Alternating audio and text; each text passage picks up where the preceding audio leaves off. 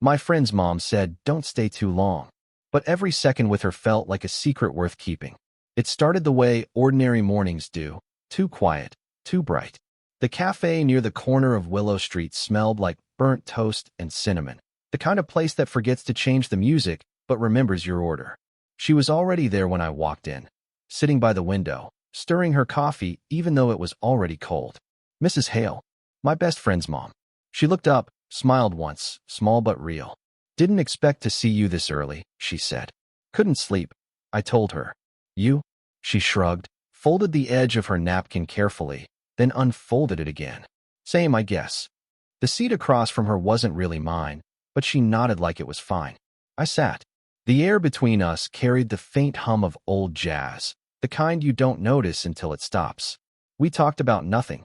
Her garden, my job search, the weather pretending to change. But there was something about the way she kept glancing toward the window instead of at me, like she was giving herself away out of every silence. She remembered how I used to come over when her son and I were in high school. "You always forgot your jacket," she said. "Still do." I smiled. "Guess I still forget a lot of things." She laughed quietly, the kind that almost sounds like a sigh.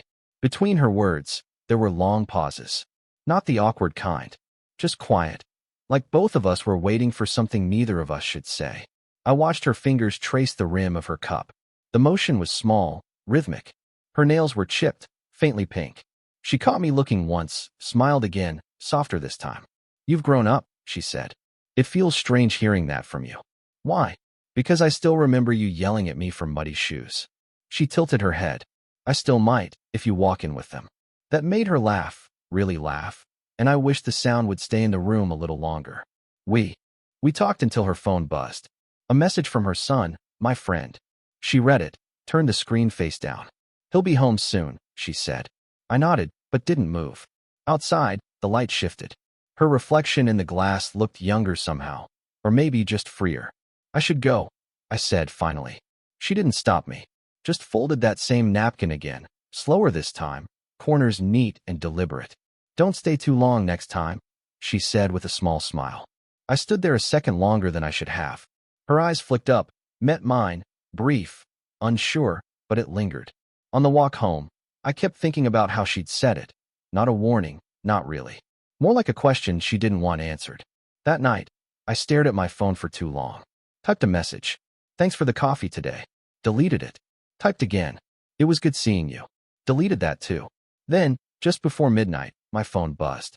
"You left your book on the table. Come get it tomorrow if you want." I read it twice, maybe 3 times. And even though the words were ordinary, my chest felt anything but. Because it wasn't about the book. It never was. The next day, I went back for the book. I told myself that's all it was, just picking up something I'd forgotten. Mrs. Hale opened the door before I could even knock. "You're early," she said. Her tone carried a small surprise, but her smile softened it. "You said to come," I answered, trying not to sound like I'd been waiting for the clock to reach a decent hour. The book sat on the kitchen counter, neatly placed beside a half-finished cup of tea. She handed it to me, fingers brushing mine for barely a second. It shouldn't have meant anything, but it did. "Tea?" she asked. "Sure." She poured me some without asking how I liked it. Still remembered, I guess. The same mint blend she used to make when I came over after school. We sat at the table, the same table that once held birthday cakes and late-night homework. Only now, the silence felt heavier. Not uncomfortable, just full. She looked tired, though she hid it behind polite steadiness. "Do you ever think about how fast things change?" she asked. "All the time," I said. "Usually right after they already have." She smiled faintly, eyes on her cup. "When my husband left, I used to sit here and count how long the kettle took to boil, just to fill the quiet. I didn't know what to say, so I didn't. I just nodded, feeling that same quiet sink between us again. She looked up suddenly, as if catching herself sharing too much. "Sorry, I didn't mean to." "It's okay," I said. "You don't have to stop." Something shifted then. Not big, just real. Like she remembered I wasn't a kid anymore, and I remembered she wasn't just someone's mother. Outside, the wind moved through the trees, scattering light across the window. She reached over to push a strand of hair behind her ear, then froze halfway, maybe realizing how close my hand was on the table. I moved first, pretending to grab the sugar jar. She exhaled, quiet, like she'd been holding her breath. "Your friend's been calling you?" she asked suddenly. "Not lately." "That's unlike him." "Yeah," I said. "Maybe he knows." Her eyes lifted at that. "Know what?" "Nothing," I said quickly, but my voice cracked just enough for her to notice. We both looked down at our cups again. The clock ticked behind us, steady and unbothered. She stirred her tea, though it didn't need stirring. I traced the rim of my mug with my thumb, mirroring her without meaning to. She laughed softly then, almost to herself. "You're too young to be this serious." Maybe I just learned from the wrong people. That made her look at me. Really look. The kind of gaze that doesn't last long, but says too much. She reached out, lightly touched my wrist, brief, barely there, then drew her hand back. I don't know why that moment stayed with me. I would think later. Maybe because it felt like someone finally saw me. The days after that felt longer. I told myself I wouldn't stop by again, but I did. Small excuses, a book recommendation, returning a mug she didn't ask for. She didn't question it. She just opened the door like she'd been expecting me. Her smile that day was softer, but her eyes seemed tired. She'd been grading papers, substitute teaching again, she said. The kitchen smelled like lemon cleaner and something burning faintly in the oven. "You always come when I'm making a mess," she said. "Guess I like the timing," I replied. She laughed, but didn't meet my eyes. We ended up sitting on the floor, sorting through old boxes her son had left behind. She held up a photo of the two of us. High school graduation, me with that stupid grin, her in the background. "You were just a kid," she murmured. "I'm not anymore." That came out too fast. She froze, fingers tightening around the photo before setting it aside. "I know," she said finally. But her tone carried something I couldn't name. Not rejection, not agreement. Just wait. Silence again. The kind that presses down until someone moves. I reached for another box, trying to breathe normally. Her hand brushed mine. We both stopped. Didn't look up. Didn't pull away either. Then, footsteps. A voice outside. Her son. "Mom." She shot up, eyes wide, motioning for me to stay quiet. My heart slammed against my ribs, stupid and loud. He called again, closer now. She straightened the stack of boxes, forcing a casual tone. "In here." He stepped into the kitchen, looked at me, confused. "Hey, what are you doing here?" I swallowed. "Just helping your mom with some stuff." He nodded slowly, uncertain but not suspicious. "Not yet." "Cool. We're still on for Friday." "Yeah," I said quickly. "Yeah, of course." He grabbed a drink from the fridge and left just as fast. The silence that followed felt heavier than before.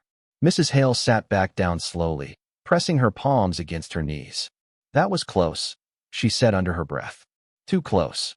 We both laughed quietly, but it wasn't really laughter. More like nerves trying to escape. Her eyes found mine again, cautious, searching. "You should go," she said. "Do you want me to?" She hesitated. "That's not the same thing." The clock ticked somewhere behind us. Her breath caught when I stood, when our shoulders nearly brushed. For a moment, neither of us moved. "Mrs. Hale." She shook her head, barely. "Don't." But her voice wasn't firm. It trembled, caught between warning and want. I took half a step closer, close enough to see the faint smudge of flour on her wrist. Her lips parted, not in surprise, more like she was about to say something and forgot how. Then she looked away quickly. "Go," she whispered. I did. But outside, I stopped at the gate, hand still shaking. Because for one impossible second before I turned, she almost didn't let me. It had been a week. A quiet one, too quiet. I saw her again by accident, or maybe not. The grocery store on Elm. She was comparing two brands of tea, her hair tied back loosely, a crease of thought between her brows. She noticed me before I could pretend not to notice her. "You've been scarce," she said, not smiling, not accusing, just stating it. Didn't want to complicate things. She gave a small nod. "Things are already complicated." We ended up walking together afterward, bags in hand, cutting through the park to save time. The sky was low, colorless. The air smelled faintly of rain. I told her I'd run into her son earlier that week. He'd mentioned she seemed distracted lately. She laughed once, tight and small. Did he know? Guess I'm not very good at pretending. We stopped near a bench. She set her bag down, adjusted her scarf like she needed something to do with her hands. "People talk, you know," she said quietly. "About us." Her eyes flicked up, sharp, then softened. "Not yet." The wind picked up. Plastic rustled. Neither of us sat. I keep thinking about that day, I said. The boxes. The photo. She looked away. Don't. I can't help it. You should, she said quickly, then her voice lowered. You should try. For a moment, everything around us went still.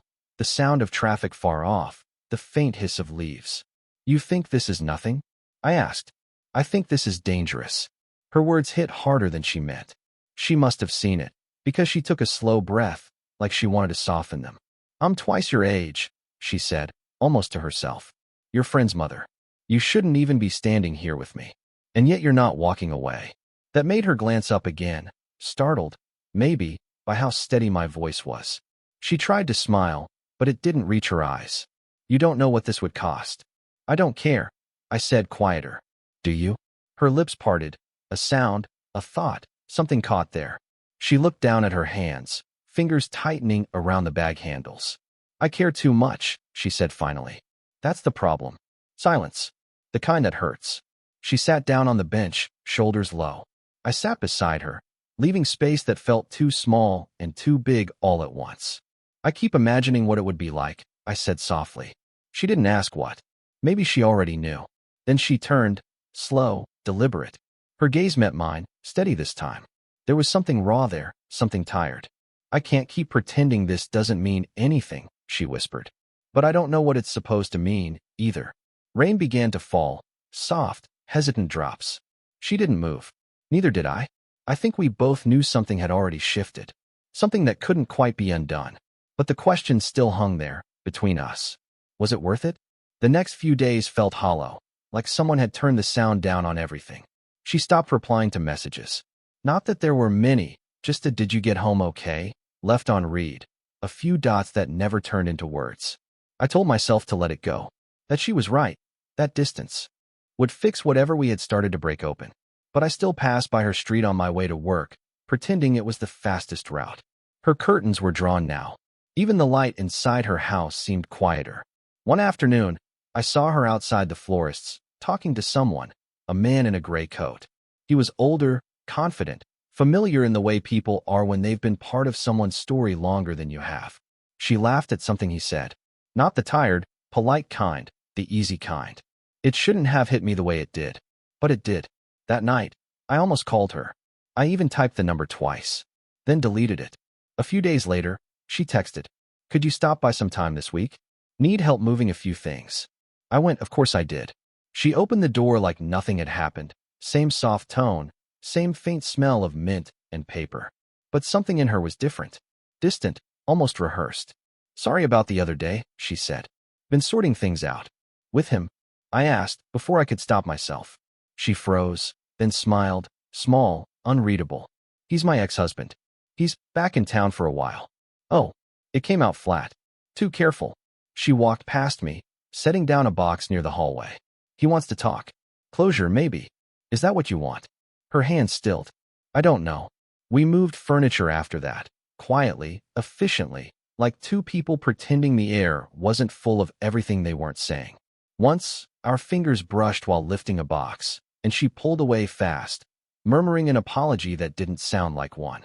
When we were done, she offered tea. I said no. The word tasted wrong, too sharp in my mouth. "I should go," I said. "Of course." I turned, then stopped at the door. "Why did you ask me to come?" She hesitated. Then, "Because you always show up when I don't know how to ask." I almost said something then. Anything. But her eyes said don't. So I didn't. That night, I sat in my car outside her house for too long. The porch light flicked off. A shadow moved behind the curtains. Hers, maybe his. I couldn't tell. I unlocked my phone, typed. "I miss how quiet it felt when it was just us." But I didn't send it. I didn't feel heartbroken. I felt paused, like life forgot to finish the sentence. And maybe that was worse. It rained again that evening. The kind that doesn't fall hard, just lingers, steady and fine, like it's waiting for someone to notice. I hadn't seen her in 2 weeks. Not since the boxes, the tea she didn't pour, the words we didn't say. But something in me refused to let that be the ending. So I went. No message, no excuse. Just a quiet decision that didn't feel brave, only necessary. When she opened the door, she looked surprised, not startled, just quietly unsure of what I wanted from her. I was nearby, I said. You live 30 minutes away. Still nearby. Her lips curved slightly, but she didn't smile. She stepped aside, let me in. The house smelled like rain and lemon again. The kettle was already on, though she hadn't made tea yet. We stood there for a while, two people who'd run out of reasons but hadn't yet learned how to stop showing up. I thought you weren't coming back, she said finally. I thought you didn't want me to. She exhaled, steady but tired. I didn't know what I wanted. The sound of the kettle filled the silence between us. She turned it off before it boiled, like even that was too much noise. He was gone, her ex. She told me without looking up. He came by for closure, she said. Turns out, there wasn't any left to find. I nodded. Didn't ask how it felt. I didn't need to. She leaned against the counter, arms folded, her voice quieter. You shouldn't be here. I know. Then why are you? Because I can't pretend anymore. She looked up then, eyes searching mine, slow, careful, almost afraid. Pretend what? That I don't wait for you to look at me, I said. That I don't think about how it felt sitting next to you, even when nothing happened. That I don't keep coming back here in my head. She didn't speak. The air felt heavier, but not suffocating, just full, like the moment had been waiting to exist. I don't want to ruin anything, I added. I need you to know it wasn't nothing. Her eyes softened, not surprise, not relief, just the ache of someone who understood too well. She set down her cup, came closer, slow, deliberate, like she was approaching a memory. Her hand brushed mine, light as breath. I know, she said, and that's what makes it hard. Neither of us moved after that. The kitchen light hummed faintly. The rain outside thinned to a whisper. Her thumb traced a small line across the back of my hand, like she was memorizing it, or saying goodbye in a language softer than words. Maybe this doesn't have to be anything, she said. Maybe it's enough that it was real. I nodded, throat tight. Yeah. She smiled then, small, tired, true. And for the first time in weeks, everything went still. Just the two of us. Quiet. Present. Okay, she whispered. It's been 6 months since that night. The rain that once followed us around seems to have moved on. Life, somehow, found its rhythm again, slower, steadier. I still stop by the cafe on Willow, the same table near the window. 8:47 a.m. every other morning. She comes sometimes, sometimes not. When she does, she still orders tea. I still order black coffee that I never finish. We don't talk about them. We don't have to. The space between us doesn't ache anymore. It breathes. Her son moved out again. New job, new city. She told me over tea one morning, hands wrapped around the cup the same way she used to when she was nervous. But this time, she wasn't. Just thoughtful. It feels strange, she said. The house is quiet again. I thought you liked quiet. I used to, she said, then smiled. Now it just feels like waiting. That was how it happened. Not in a moment, but in the slow turning of one. I star. Ted coming by after work. Helping with small things, shelves, garden lights, groceries. The small ways people show up when words feel unnecessary. Sometimes we'd end up sitting on the same park bench from before. No rain, no tension, just warmth. She'd pour tea from a thermos, hand me a cup without asking how I take it. We'd sit there in the kind of silence that doesn't need filling. One afternoon, she said, "Do you ever think about how it all started?" "Too much," I said. She smiled. "Me too. But I think I'd still let it go." I didn't answer. Just reached for her hand. Not in secret this time. Not hiding. She didn't pull away. The world around us moved gently. Children laughing somewhere down the path. The rustle of leaves above. Everything ordinary, everything right. Later that week, at her house, I noticed she'd stopped folding napkins perfectly. They sat uneven on the table, one corner bent. I teased her about it. "I guess I'm learning to let things be," she said. I looked at her. Hair looser now, face quieter, eyes softer. There was something in that moment that felt final and beginning all at once. I reached for my coffee, took a sip, and grimaced. Still too bitter. She laughed, low and easy. "You'll get used to it." Maybe I already had. That night, before I left, she walked me to the door. Neither of us said anything for a while. Then she leaned in just enough for her shoulder to brush mine. A quiet, steady touch. "See you in the morning?" she asked. 8:47, I said. Her smile widened. Small, sure, full of all the things we never had to explain. As I walked away, I thought about everything we'd been. The pauses, the silences, the near words. And somehow, it didn't feel like a secret anymore. Just something we'd both lived through, quietly, honestly, together. Because sometimes love doesn't need to be loud. It just needs to stay. Did this story stay with you? What kind of quiet, real love stories do you want to hear next?